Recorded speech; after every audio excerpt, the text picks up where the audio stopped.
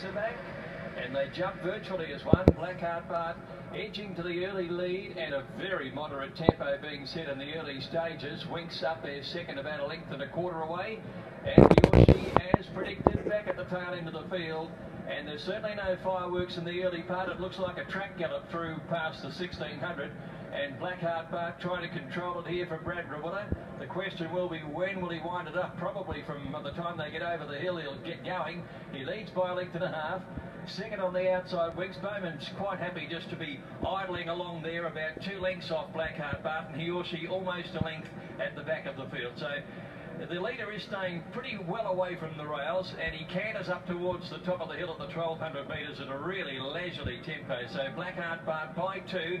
Winks, Bowman's just happy to sit in his slipstream at this point of the race. He knows he's got a superior acceleration under him, and he or she staying on with them for the time being. He's about a length away. Now, Blackheart Bart, as he makes his way down the side, he has increased the tempo a little bit more. He leads by a couple.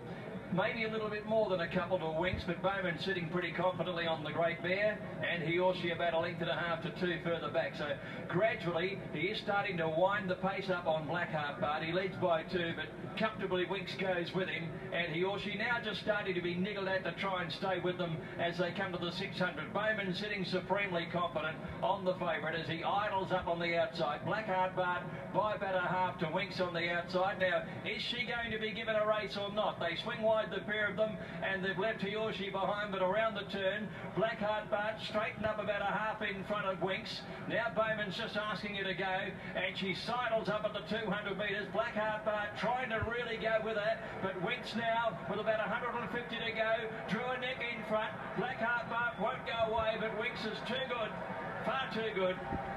She scared her rivals away, and she blew them away when they got there by 2 lengths.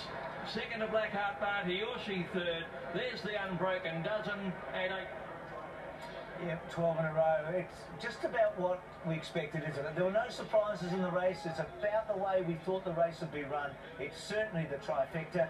This was the moment you thought, okay, has she got him? And she has.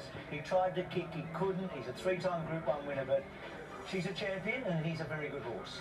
All credit to Blackheart Bart. He really tried, didn't he? You can see him there, head down, really trying, extending with every stride, but she's just on his outside going, come on, what are you waiting for? It was interesting down the side because you knew Hugh Bowman at the 600 was not going to let Brad Rawiller slip away, get that 1.5, 2 lengths and try and get that break where Hugh was under pressure at any time.